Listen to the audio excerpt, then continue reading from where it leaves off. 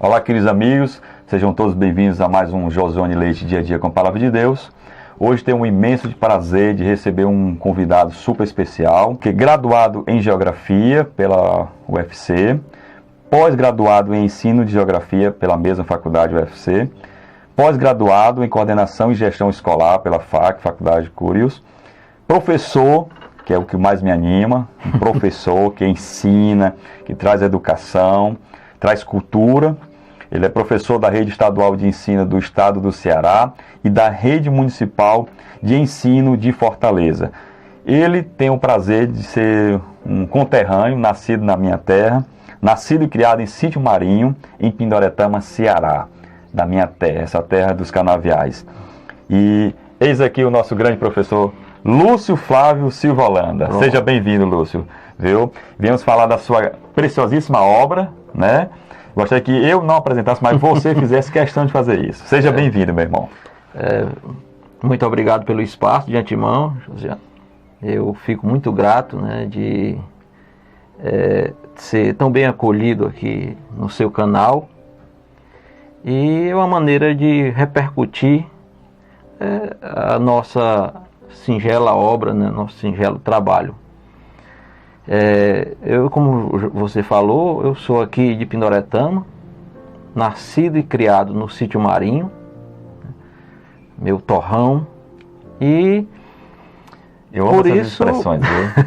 Por isso eu tenho toda uma identificação, tenho toda uma ligação familiar e consanguínea, podemos assim dizer, né, de maneira figurativa, com as questões, né, os valores do nosso lugar, né, da nossa terra, a agricultura, a criação de animais, a relação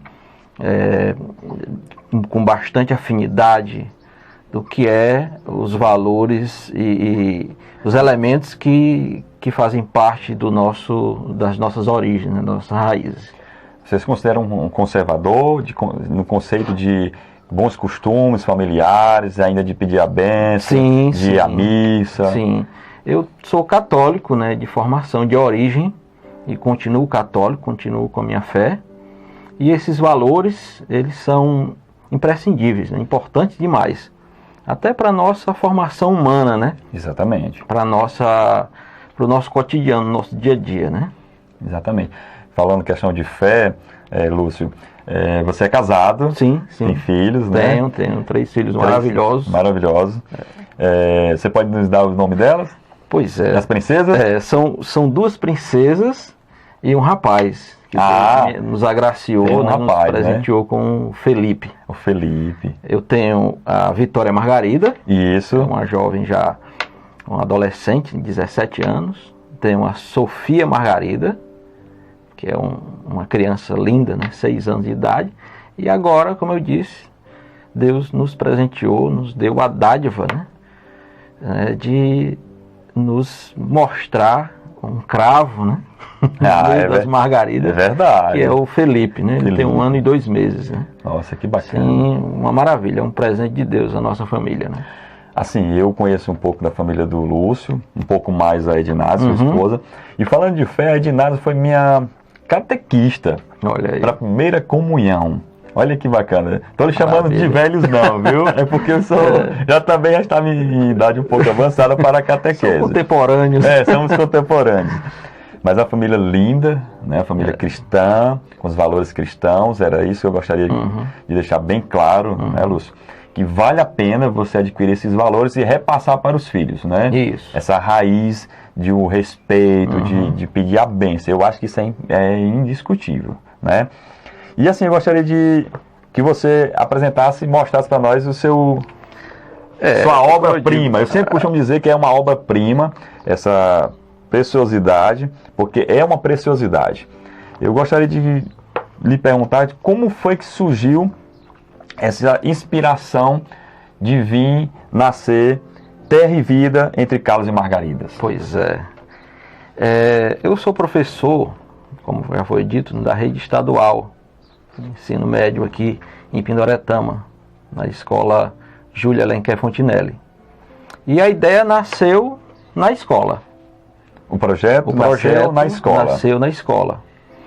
Júlio Alenquer Fontinelli. No Júlio Alenquer Fontinelli. No Centro de Multimeios, existia um projeto, mais precisamente no ano de 2013, chamado Emoção em Versos. E aí alguns colegas professores, membros do Centro de Multimeios, me pediram, e pediram também a outros professores, para eu fazer uma poesia para colaborar com o projeto. E eu nunca havia ousado escrever poesia, né? A minha leitura era sempre acadêmica, científica, ligada à minha área, né? Geografia, minha formação. E aí a professora Fernanda Pires Lima, né, que foi minha professora e é minha colega na escola Júlio Alenquer, insistiu, e aí para eu colaborar com o projeto, assim o fiz, né? E depois de muita insistência saiu a primeira poesia na minha vida e a primeira poesia aqui na sequência do nosso livro, que é Vida Quimera. Vida Quimera. Que, se eu não estou enganado, Lúcio, só te interrompendo, ela é a primeira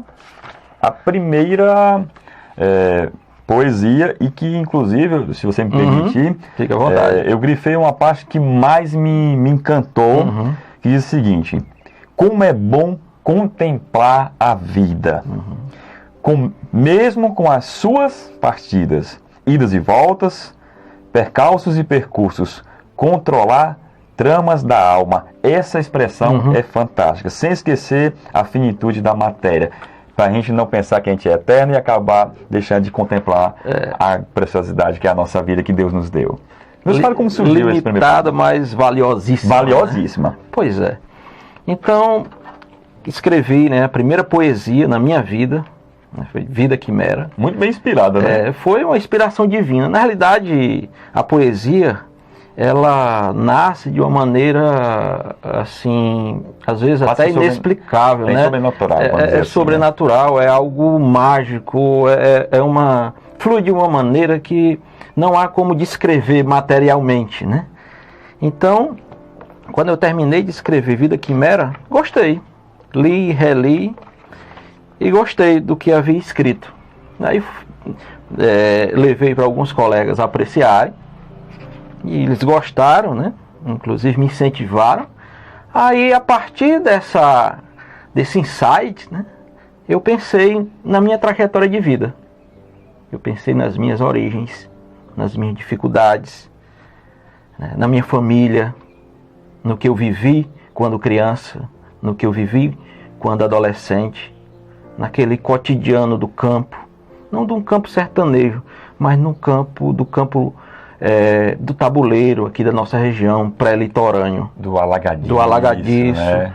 Do roçado, da casa de engenho. Isso, da casa de farinha. Da casa de farinha, das farinhadas, que na realidade são verdadeiras festas, né? Exatamente. E todo esse conjunto de valores, de vivências, me veio à tona. E eu pensei, por que não transformar essa saga, essa história em poesia?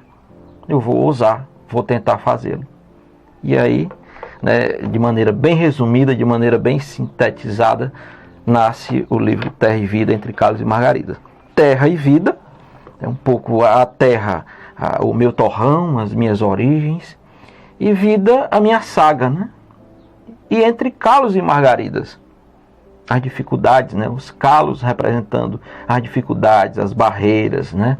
Os bloqueios que fazem parte da nossa existência, e Margaridas. Margaridas, eu tenho 3 Margaridas na minha vida. Minha mãe, que já faleceu há 20 anos, né? O nome dela é Margarida. E aí, assim, eu fiz uma homenagem às minhas 2 filhas, Vitória Margarida e Sofia Margarida. Eu fiz essa promessa, esse pacto com ela, e um pacto também com o sobrenatural, né? Com o Senhor, para eu homenageá-la, né? Uma pessoa extremamente importante na minha vida, assim como também com as poesias que fazem referência a um grande homem, um grande ícone, uma grande referência que eu tive na minha vida, que foi meu pai. Então, assim nasceu a obra Terra e Vida de Carlos e Margaridas. E a poesia, eu me apaixonei me apaixonei por poesia e não parei mais de escrever. E até hoje continuo escrevendo. Olha que bacana. Continuo escrevendo. Tem coisa boa vindo por aí, tem coisa boa vindo por aí. A gente daqui a pouco vai falar um pouco dessa outra obra, né? Dessa outra singela obra, entendeu? Que a gente vai publicar agora muito em breve. Se Deus quiser, se Deus quiser. Não tenho dúvida que será uma nova preciosidade, né? Dada a cultura, né? Lúcio, cara, assim, uma das coisas que eu pude observar aqui no seu livro, quando você relatava a questão da dificuldade que você passou no campo, né? Na agricultura. E assim, uma das coisas que eu mais fiquei feliz, quando você pontuava cada dificuldade vivenciada, experimentada, ter que ralar de um cavalo para ir para a escola, às vezes não tendo muito o que prover de comer, mas em nenhuma hipótese, porque fiquei mais impressionado, não se fazendo uma vítima da sociedade. O coitadinho, que não, por eu não ter condições eu ter que fazer alguns delitos, ou não ter valores adquiridos, porque ser simples, né, de famílias humildes, mas que valores que foram transformados em combustível para você ir além, quando você falava de ir para a faculdade, um sonho almejado depois de terminar a 8ª série, né? Eu ainda sou do tempo de fazer isso até a 8ª, agora eu acho que é o 9º ano, né? Você mudou algumas coisas, né? Agora não é mais 2º grau, é ensino médio, Ensino médio. Faz algum tempo. Né? E eu via isso muito bem pontuado. Eu gostaria que você falasse nesse quesito, porque às vezes as pessoas, eu cometi certo delito, se faz uma condição de vítima, que eu acho que, assim, as dificuldades, elas existem, as dificuldades sociais, as desigualdades sociais, ela é real, ela existe, não dá para você negar isso, mas eu vejo que hoje eles absorvem essa narrativa para justificar os seus pecados, vamos dizer assim, seus erros. Que eu gostaria que você falasse nesse sentido. Eu comecei a estudar com 7 anos de idade. Né? É até uma idade um pouco avançada, né? Numa escola aqui em Pindoretama, no distrito, que hoje é distrito, Caponguinha. Caponguinha, na escola Raimundo Benício Sobrinho. Na época, a alfabetização. E aí, a trajetória, o percurso que eu fazia, mais ou menos aproximadamente uns 3 quilômetros. Inicialmente fui fazendo a cavalo, né? A cavalo. E depois a pé e alternava. E tem uma poesia, né? Tem. E alternava, né? E aí eu estudei até a 3ª série, né? Que era a última série que tinha nessa escola. Escola de 1º grau, Raimundo Benício Sobrinho. A escola era só uma sala. E quando eu saí da alfabetização, fui fazer um 1º ano nessa mesma escola, e a escola esse prédio, essa sala estava passando por uma reforma. Eu estudei o 1º ano todo numa casa de engenho. Numa casa de engenho, naquele espaço ali da casa de engenho onde se coloca a cana para moer. Isso me remete à escola Moranguinho, da minha finada Francisquinha, a mãe do Messias Gério, que tinha uma escola que também era numa casa de farinha, né? Muito próxima, né? Só para você ter uma ideia, a casa de engenho é onde coloca cana, que faz a famosa garapa, para alguns caldos de cana, né? É onde tem pouco, acho que, estrutura, né? Para se dar uma aula, né?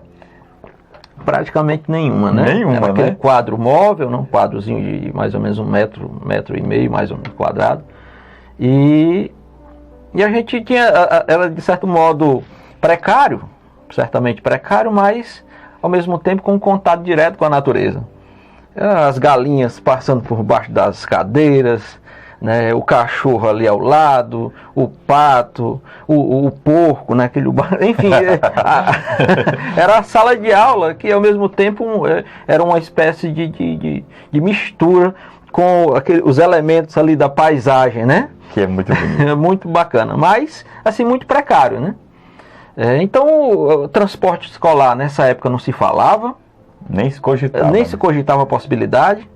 A merenda oscilava muito, tinha dia que tinha, outros não tinha, muitas vezes não tinha porque os recursos eram muito limitados, muito poucos. Até para o giz, né? O giz, né? Que é uma coisa bem básica, né? E aí nós, assim, diante daquela dificuldade, diante daquela adversidade, aquilo ali foi combustível, como você falou, combustível para a luta, né? Para alcançar outros planos, outros objetivos mais adiante. Então ali me serviu como desafio para eu pensar em algo mais, né? Pensar e vir aqui para Pindoretama. Poderia muito bem ter parado, como lá na minha localidade não tinha mais, não tinha a 4ª série, mas a minha mãe, os meus pais, eles foram muito obstinados, assim, Lúcio, você vai estudar, mesmo com as condições limitadas, mas você vai estudar.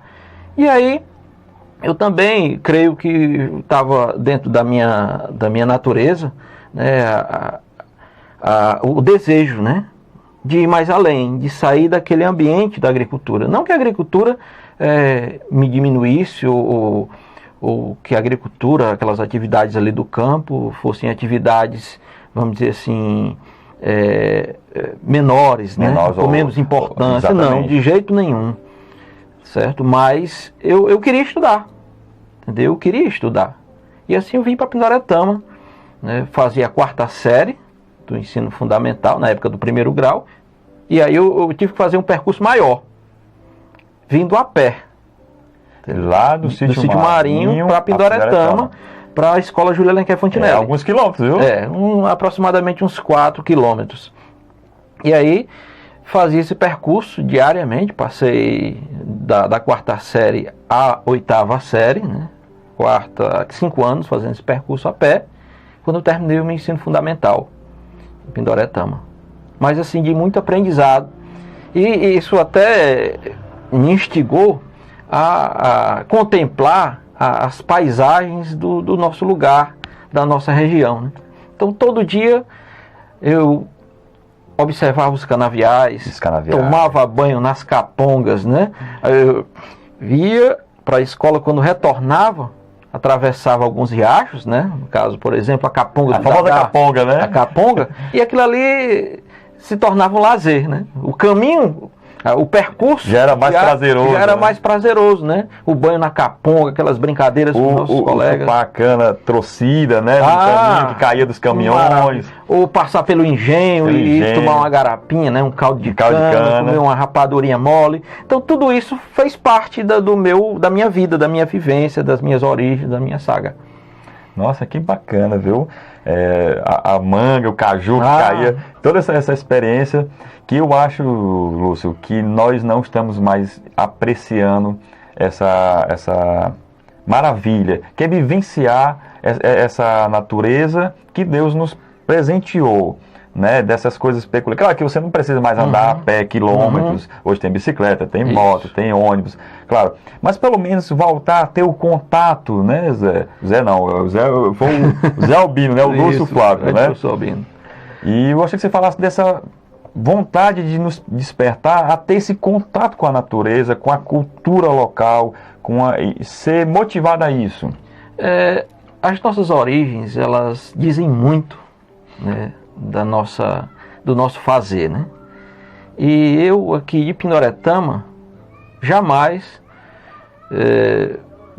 desprezarei esse percurso, desprezarei os elementos da paisagem, os elementos sociais da paisagem que conformaram e elaboraram a minha vida, né?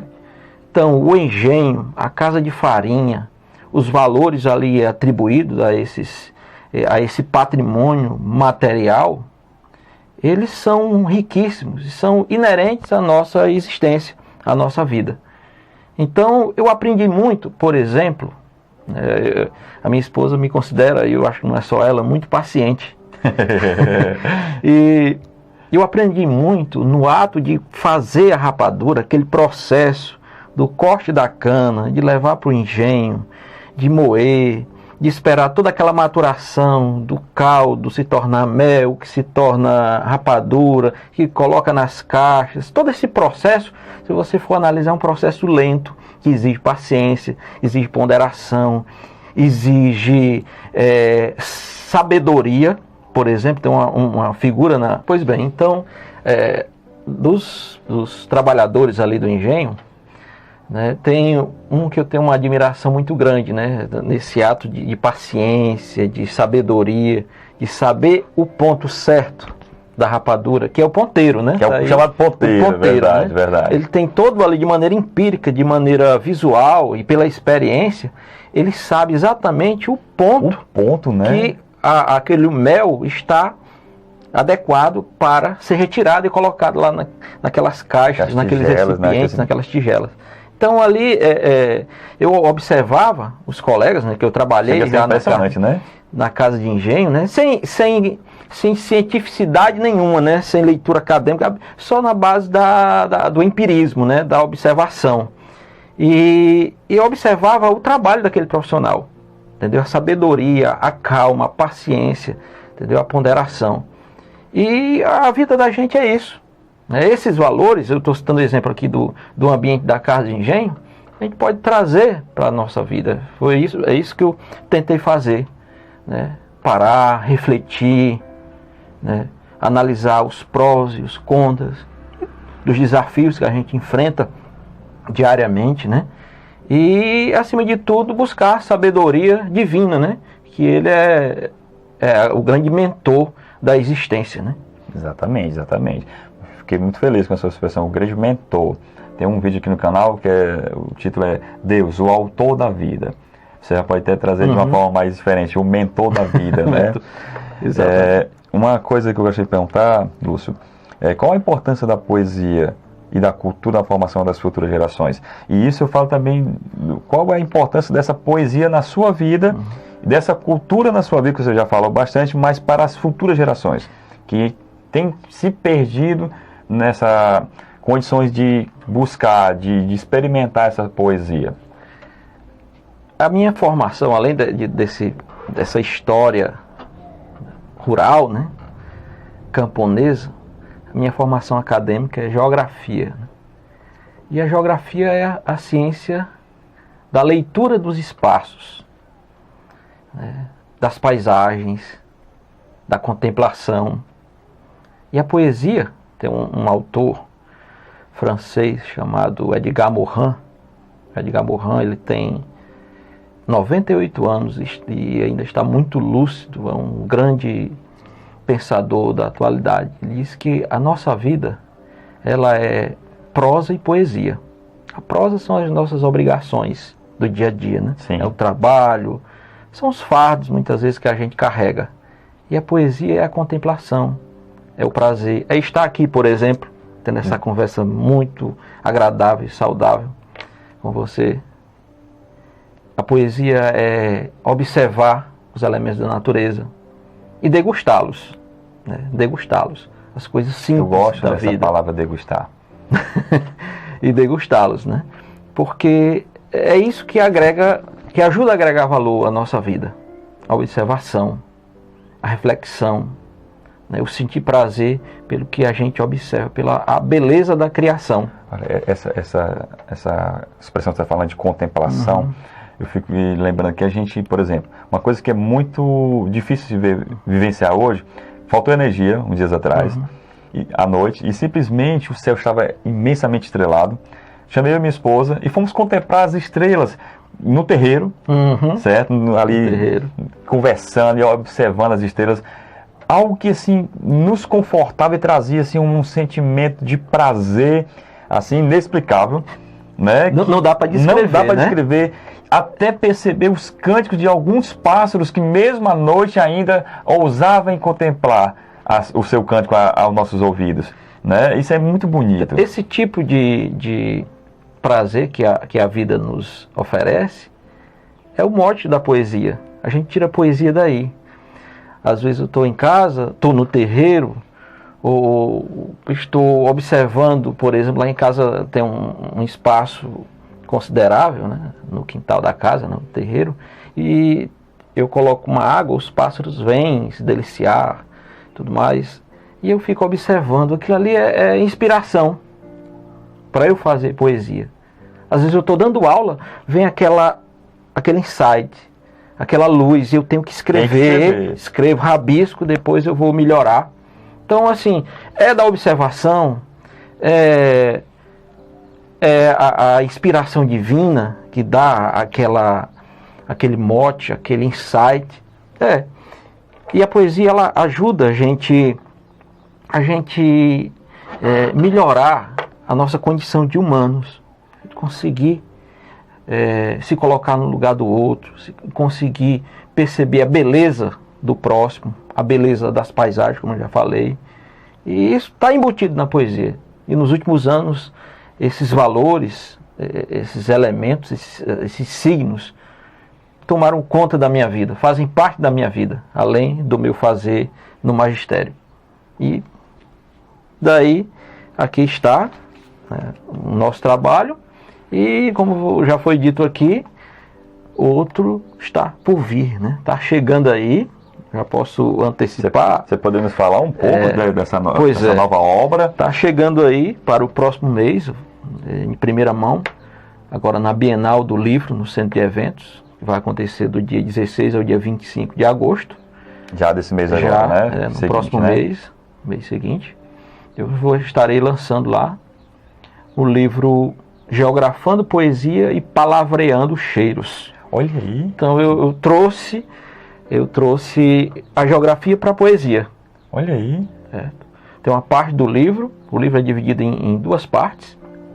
A primeira, Geografando Poesia, que são os conteúdos da geografia que eu trago para a poesia. E Palavreando Cheiros já tem essa conotação mais sentimental, afetiva, de contemplação, de degustação da nossa existência, né? Das relações amorosas, apaixonadas, essa simbiose entre o existir, a materialidade da vida e a essência, a utopia, o amor, os sentimentos, entendeu? A virtualidade da nossa vida.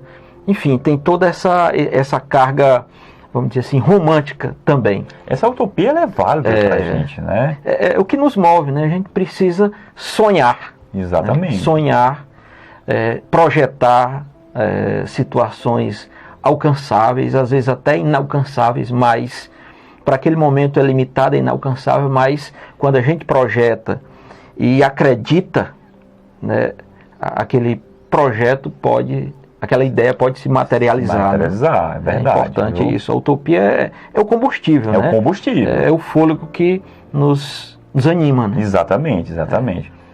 Nossa, eu fico muito feliz. Eu já estou aqui ansioso por essa nova obra. Isso. Com toda sinceridade. Só imaginar as expressões da poesia, ela é muito, muito incrível. Ela me cativa. Apesar do meu pouco tempo de leitura, mais ou menos de 8 anos, né, que eu iniciei já, assim, de uma forma mais objetiva, de mais degustação. Uhum. Por isso que eu gosto dessa palavra, degustar. Quando você fala do cheiro, lembra do cheiro da terra, até do cheiro do animal, né? Essa proximidade de você abraçar o seu pai quando vem com aquele cheiro de suor, que você não falou isso em palavras, mas eu senti isso no livro, né, aquele cheiro gostoso de sentir o abraço do pai, mesmo com aquele cheiro, aquele odorzinho de suor que é gostoso. E aqui eu gostaria de trazer um valor precioso, que chama-se honrar pai e mãe. Os valores que esses pais têm para nós filhos têm que ser valorizados, né, Lúcio? Eu acho que os mandamentos da lei de Deus, se eu não estou enganado, o 4º mandamento da lei de Deus diz honrar pai e mãe. Eu acho que você fez isso nessa linda homenagem aos seus pais, né? De forma bonita. Na poesia, você transmitir. Eu acho que não teria, eu acho que outro meio melhor de você demonstrar esse amor maravilhoso aos seus pais. Eu acho muito bonito. E você que quer adquirir, Lúcio, como é que se faria para adquirir o seu livro? Pronto. Né? Esse aqui é o primeiro? Esse é o primeiro. Aí vai vir o outro, né? Que vai ser lançado pela Bienal. Mas como é que eu faria aqui pela editora Prêmios? Como é que você faria para adquirir? Pronto. Comigo. Eu tenho os exemplares, certo? Ainda. A primeira edição, a primeira tiragem, melhor dizendo, ela esgotou, né? Certo. Aí, recentemente, né? no início do ano, o Colégio Cristo Rei entrou em contato comigo, né? Pessoa do Neném e da professora Mônica, e esse livro foi adotado para ser trabalhado nesse primeiro semestre. E a culminância aconteceu na noite literária, agora no mês de junho. Olha que coisa boa. E foi um momento assim maravilhoso, emocionante, fiquei muito feliz, né? Indescritível. E aí eu fiz mais uma tiragem, e nós temos ainda alguns exemplares desse livro. Desse livro aqui. Então você ainda tem. Então, para você que está no canal, eu vou deixar o número do Lúcio Flávio na descrição embaixo, certo? Aí você entra em contato com ele. Se caso você também não conseguir contactá-lo, é só me procurar, mandar mensagem para o canal e eu terei o maior prazer em poder repassar o livro para você, tá bom? O valor? R$30. R$30 é um valor até, acho que irrisório para o conteúdo. O que a gente produz, a arte em si, ela não tem preço. Não tem preço. Não tem preço. Entendeu? Então, assim, eu gostaria, até se eu tivesse uma condição financeira mais robusta, de produzir poesia e gratuitamente distribuir. Porque o mais importante é a gente escrever e alcançar as pessoas, né? Alcançar os leitores, alcançar a juventude, alcançar os nossos alunos, as emoções, poder transferir um pouco do que a gente sente, né? O gostoso do que a gente sente na poesia, transferir e contagiar positivamente, de maneira virtuosa, as pessoas que leem, que a gente escreve. A satisfação maior é essa. Mas a gente vive num sistema capitalista. Que o dinheiro... Somos obrigados, somos refém do dinheiro, né? Não tem como a gente publicar, reproduzir um material desse sem um custo. Que é caríssimo. Caríssimo. E assim, eu vou fazer aqui um apelo. Não é ele que está fazendo, é eu que vou fazer agora. Você que tem condições, tem capital para isso, e que gostaria de investir na cultura. Nossa, eu quero ajudar essa obra-prima, essa preciosidade. Sempre vou tratar a poesia como algo precioso, certo? Você que tem o desejo de patrocinar, entre em contato conosco, pode vir entrar em contato comigo, Josiane Leite, Dia a Dia com a Palavra de Deus, que se quiser ajudar, para ajudar na edição, será muito bem-vindo. Eu acho que você vai ajudar não só a divulgar o livro, mas sim a poesia e a cultura no nosso município e no nosso país, né? Que está, assim, sofreu agressões absurdas nos últimos anos sobre a questão da cultura. E eu acho que você vai fazer uma excelente contribuição, não é verdade? Eu fico feliz pelas suas palavras, Josiane, esse apelo, esse pedido, né? E, assim, a gente está à disposição, entendeu? Para produzir mais. As ideias não param de fluir. Isso é muito bom, né? Não só eu, mas colegas também têm, colegas nossos bem próximos a gente têm muitos projetos, ideias nessa corrente, nessa vertente aí, e que a gente precisa realmente desse incentivo, entendeu? Então, como eu disse, repito, está vindo aí essa outra obra, entendeu? Um trabalho simples, porém, creio que vai ter uma repercussão. Foi produzido, foi escrito assim, com muito carinho, com muito amor e voltado para os apreciadores da poesia, e tem também um cunho didático, pedagógico, né? Porque é um conteúdo que vai alcançar as escolas, o ambiente de sala de aula, os alunos, entendeu? Quando eu trago Geografando Poesia, eu trago os conteúdos da geografia, tento tentar trazer leveza para os conteúdos de geografia. E essa leveza, a poesia, ela é muito, vamos dizer assim, muito favorável, muito pródiga na abordagem. Também. Olha, é um livro que tem ilustrações, um trabalho muito bem realizado, né? Com o rapaz que fez o Romário Santos, né? Que é aqui do Sítio Ema. Sítio Ema, né? Ema, um artista fantástico. Fantástico. Eu vejo aqui que aqui é sua filha, né? Isso, a Vitória Margarida. É incrível que uma vez eu pregando no grupo de jovens, acho que foi num evento de jovens, no Pratiús 1, ela estava presente Eu lembro, e na hora da pregação eu fiz uma canção para ela, da vitória, né? Eu peguei para os meninos fazer uma canção. E eu gostaria que você falasse bem rapidamente, assim, de como é essa preciosidade desse poema para a sua vida. Pois é, a Vitória... Eu acho que deve mexer com você também, né? Não, com certeza. A Vitória foi a minha primeira pérola, né? Os meus filhos eu os trato como pérolas, né? Então, como primogênita, foi assim uma felicidade singular, né? E não dá nem para medir, né? E hoje ela é uma moça linda, estudiosa, né? Morou um tempo comigo, hoje mora com a mãe, né, do primeiro relacionamento, e só me traz felicidade, só me traz prazer, né, da sua chegada ao mundo. E hoje ela já com 17 anos, hoje ela tem grandes projetos para a vida, né? Está terminando o ensino médio esse ano, muito em breve vai fazer faculdade na área de saúde, provavelmente enfermagem ou odontologia. Então isso me gratifica demais, além de ser uma pessoa maravilhosa, uma pessoa assim fantástica em termos de condição humana, entendeu? E o que eu posso dizer? Agradecer ao mentor, né? Agradecer pelas pérolas, pelos presentes, mesmo diante dos calos. Exatamente, né? exatamente.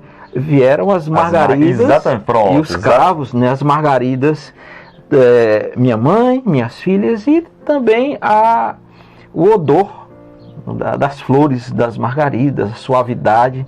Tudo isso, Deus assim foi muito, está sendo muito bondoso comigo. Que coisa boa. Eu usei o exemplo da Vitória, porque assim, no livro você fala, quando você foi estudar em Fortaleza, né, fazer faculdade, Isso. E seu pai disse, será que meu filho vai ser doutor? Isso. Né? Ou, né? Não tem essa... E assim, eu trouxe ela, que justamente ela já está se aproximando dessa situação, e trazer esse mesmo sentimento hoje para você, que o seu pai sentiu quando soube que você iria para a faculdade. A gente se projeta nos filhos, né? A gente se projeta nos filhos. Então eu vivi, assim como você, nós tivemos uma infância, tivemos uma adolescência muito diferente, né? Naturalmente, é uma questão temporal, mas é válido ressaltar que os tempos, né, eles mudam, ultimamente tem mudado assim num ritmo aceleradíssimo. Muito acelerado, muito acelerado. São muito... O carro de Fórmula 1 está perdendo para essa velocidade. Intenso, né? Tem um sociólogo polonês, que faleceu agora em 2017, chamado Zygmunt Bauman. Ele diz que o tempo é líquido, as relações são líquidas. E essa condição do líquido também perpassa pelas mudanças intensas, rápidas, aceleradas. E a gente pensar, por exemplo, na nossa infância, na nossa adolescência, as dificuldades eram outras, os cenários eram outros, as projeções eram outras, os acessos, os canais de acesso à informação, ao conhecimento, eram muito limitados para a gente na época, entendeu? Nem informação chegava. Hoje, felizmente, né, é um outro cenário, e esse outro cenário, apesar de aparecer também paralelamente algumas limitações, algumas dificuldades, né, vamos dizer assim, tem facilitado demais a essa geração, né, de adolescentes, né, por exemplo. Hoje a Vitória tem 17 anos, hoje ela tem um mundo pela frente, um mundo de possibilidades, né? De informações, né? De informações, né? A universidade, o ensino superior, né, é uma consequência, né? O acesso é uma consequência, é o percurso natural. Hoje, quem está no ensino médio, mesmo na escola pública, mesmo de origem humilde, como nós fazemos parte, né, como é a nossa família, hoje não é ousadia e não é inalcançável pensar em fazer uma faculdade até mais ousada, mais além, né? Exatamente. Uma medicina ou algo desse tipo, né? Hoje é perfeitamente alcançável. Hoje, como eu estava falando, o aluno da escola pública já pode almejar, e ele é incentivado a isso, entrar na universidade, ingressar na universidade, até num curso considerado, alguns anos atrás, de elite. Curso da área de saúde, da área jurídica, por exemplo, que não é pensar muito, é alcançável. E na nossa época, essa possibilidade não existia. Não existia. Aliás, fazer uma graduação, fazer um curso superior era assim impensável. Eu me recordo que isso era só para quem tinha aquelas grandes terras, né, que era dono de engenhos, que pagavam pelos seus filhos. Que alugavam casa em Fortaleza para os filhos, ou tinha uma condição econômica diferenciada, né? Era para poucos. Apesar das desigualdades sociais no nosso país ainda estarem muito vivas, mas nos últimos anos houve uma redução significativa, né? E aí isso acabou nos beneficiando, né? Beneficiou essas camadas mais humildes, né? Que nós somos parte, né? da base da pirâmide social brasileira. Inclusive tem um aluno seu, né? Que, assim, eu gostaria de perguntar, que era uma experiência inesquecível vivenciada com um aluno. Eu acho que a gente poderia não só falar da experiência vivenciada, mas do orgulho de ver você, por exemplo, de ver um aluno alçar voos mais altos, por exemplo. Nós temos o Edem Júnior. Você poderia falar do caso do Edem Júnior? O Edem Júnior foi nosso aluno aqui na Júlia Lenquer. Eu não me recordo qual ano, mas ele passou aqui pela escola Júlia Lenquer. Foi um aluno, assim, destaque. E o interessante é que hoje ele cursa medicina na Universidade Federal do Ceará, mas ele foi muito perspicaz, muito ali perseverante, né? Ele focou, eu quero medicina, e fez cursinhos, e foi atrás, e perseverou, está aí. E muito em breve vai ser médico, né? Exatamente. Certamente vai servir. Como diz vai ser doutor, né? Vai ser doutor, né? E agora, recentemente, também nós tivemos aqui no Pratiús uma realização, né? uma conquista fantástica, né? O Loreno, filho do Lourdes de Tônio, que terminou o curso de medicina agora, já está clinicando, além de ser uma grande pessoa, alcançou o seu objetivo, exatamente, né? Foi uma pessoa muito perseverante, né? Ele buscou com muita intensidade e alcançou o objetivo, alcançou o alvo, né? E dentre outros, e o bom é que a gente pode citar aqui outros exemplos, né? Sim. Outros exemplos de pessoas que ingressaram na universidade, né? Mesmo com muita dificuldade. E hoje nós já temos... São muitos, né? Temos mestres, temos doutorandos, pessoas aqui do nosso meio, né? Exatamente. Isso aí só nos deixa feliz, né? Só nos satisfaz, e a felicidade é dobrada, é triplicada, porque para o professor, né, a felicidade, a satisfação de ver um ex-aluno alcançando essas metas, né, chegando nesses mundos que há bem pouco tempo era inalcançável. Fronteiras ultrapassadas. Extrapolando, né? Fronteiras, né? É muito, muito saudável, muito salutar. Eu fico extremamente feliz, sabe? Nossa, que bacana. Lúcio, assim, para a gente encerrar essa belíssima entrevista, uma frase e uma canção preferida. Pois é, são tantas. Mas ontem eu estava escutando uma música que há alguns meses eu não escutava, né? Que é aquela música do Titãs, Epitáfio. A letra é muito rica porque ela aborda, dentre outras coisas, o valor da vida. O valor de aproveitar cada momento da nossa vida. Amar, degustar, né, o que Deus nos presenteia. Degustar e saborear e valorizar a família, né, o que está ao nosso redor, as paisagens, contemplar. Enfim, eu poderia ter amado mais, né, diz assim a canção. Exatamente. Poderia ter visto mais vezes o sol nascer, poderia ter dado mais valor ao nascer do sol, ao vento, à vegetação, às dunas, à contemplação, ao ócio, entendeu? Enfim. Até o ócio tem que ser valorizado. Até o ócio precisa ser valorizado, porque o ócio ele nos permite, de certo modo, um reencontro consigo mesmo, com o divino, entendeu? Com as nossas... A nossa essência, né? Exatamente. O nosso eu. E essa música, eu sou muito fã dela. Epitáfio, dos Titãs. E é uma canção linda, né? Linda, maravilhosa. E a frase, eu pensei em duas. Eu até citei uma delas aqui, que é do Edgar Morin, né, um pensador francês que tem quase 100 anos, está muito lúcido. Ele diz assim: a vida é prosa e poesia. A nossa vida é prosa e poesia.